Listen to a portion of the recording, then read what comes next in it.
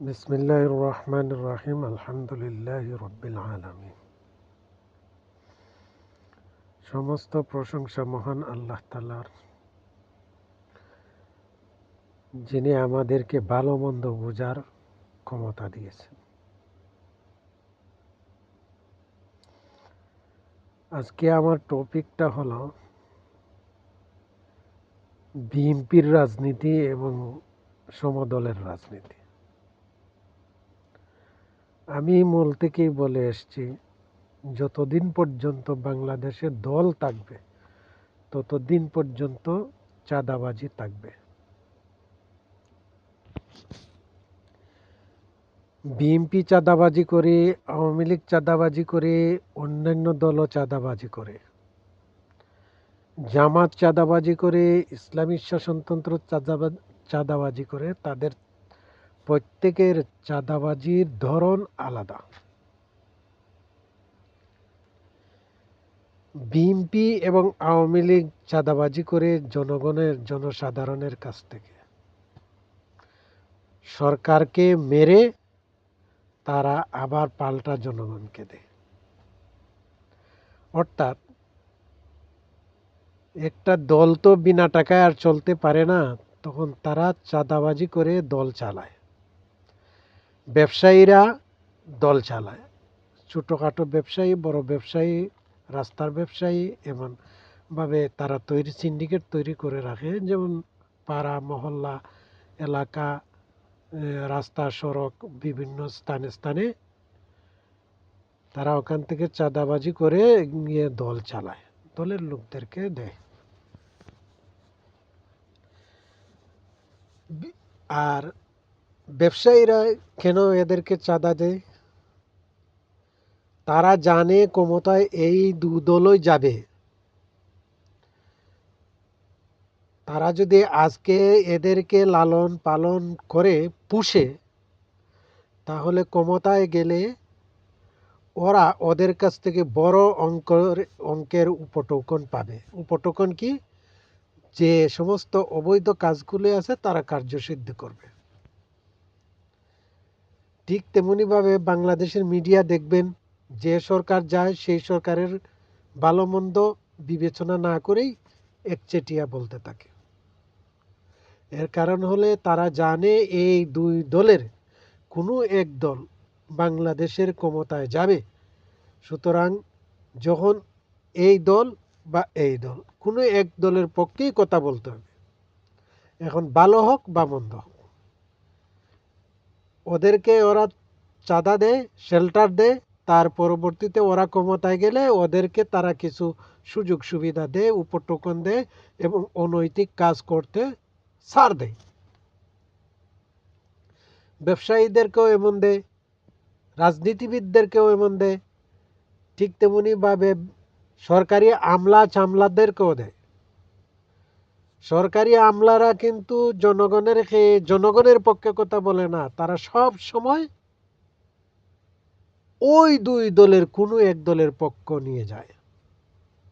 কারণ ক্ষমতার পরিবর্তন হোক বা ক্ষমতার স্থিতিশীলতা হোক, আর কারো উপকার হয় না। উপকার একমাত্র সরকারি আমলাদের হয় আর ব্যবসায়ীদের হয়। গরিব জনসাধারণ এমনিতে ট্যাক্স দিয়ে যেতে থাকে। ওই যে ওখান থেকে চাঁদাবাজি শুরু হলো, কেউ যদি অপারগ হয় চাঁদা দিতে, তখন তাকে হত্যা করে দেয় এই দুই দল। জামাতের চাঁদা বা ইসলামী দলগুলোর চাঁদা হলো তাদের দলীয় সদস্যরা চাঁদা দিবে। এটা মাসিক হারে দিতে পারে বা কারো কাছ থেকে তারা,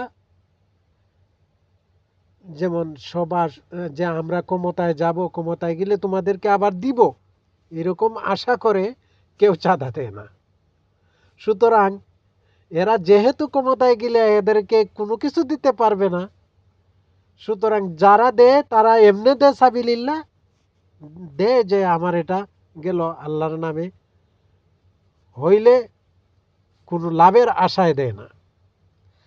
আর আওয়ামী লীগ বিএনপিকে যে চাঁদা দেয় বা আওয়ামী লীগ বিএনপি যে চাঁদা দাবি করে, তুলে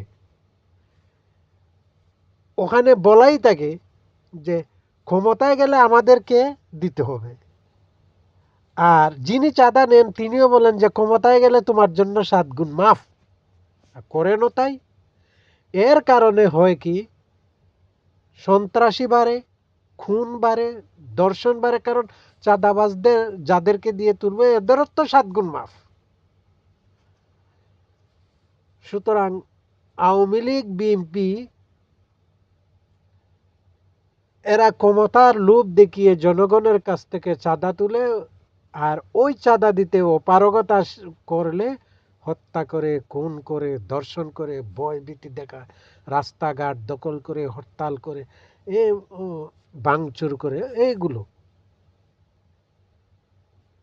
অন্য দলের পক্ষে দেখবেন তেমন নাই। যেমন আরো দল আছে, যত দল আছে, ধরলাম কমিউনিস্ট পার্টি, তারাও তো চাঁদা করে না এই ধরনের আওয়ামী লীগ বিএনপির মতো।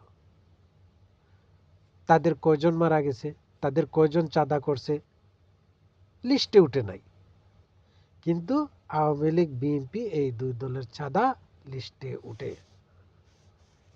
এই সমস্ত চাঁদাবাজকে তাড়াতে হলে বাংলাদেশ সরকারের জন্য জরুরি হলো, জনগণের জন্য জরুরি, নির্দলীয়, নিরপেক্ষ, দলবিহীন গণতন্ত্র প্রতিষ্ঠা করা। যে দলবিহীন গণতন্ত্র প্রতিষ্ঠা করলে অন্তত দেশে দল থাকবে না, দলের সিন্ডিকেট থাকবে না, চাঁদা থাকবে না, সভা থাকবে না, সমিতি থাকবে না, এমনকি ব্যানার, পোস্টার কোনো কিছুই থাকবে না। দল চলবে সৌদি আরবের মতো, আরব আমিরাতের মতো, ইংল্যান্ডের মতো। কেউ কোনো কথা বলতে পারে না, সরকার যারা চালাবে চালাবে, এবং সরকারের বাইরে থেকে শুধু ভুল ধরে দেওয়া হবে। কেউ সরকার বিরোধী থাকবে না, মোট কথা সবাই সরকারের পক্ষে থাকবে। যাই হোক, চাঁদাবাজকে প্রতিহত করতে হবে। যদি জনগণের হুঁশ না আসে এখন, তাহলে কখনো আসবে না। ভিডিওটা লম্বা হয়ে যাবে, এর জন্য আমি ভিডিও কেটে দিলাম। আপনারা দেখবেন, সমস্যা নাই, আরও ভিডিও আসবে। চাঁদাবাজদের বিরুদ্ধে সবাই ঐক্যবদ্ধ থাকবেন। আর যদি না পারেন তাহলে ক্ষমতা আমার কাছে দেন, আমি 3 দিনে দেশকে ঠিক করে দিয়ে দেব। আমি তো আগেই বলেছি, আমি দল বলতে বাংলাদেশে কোনো দল রাখবো না। দলের চামচামি করবে সরকারের আমলারা, তা হতে দেব না। দল থাকবেই না তো চামচামি করবে কার?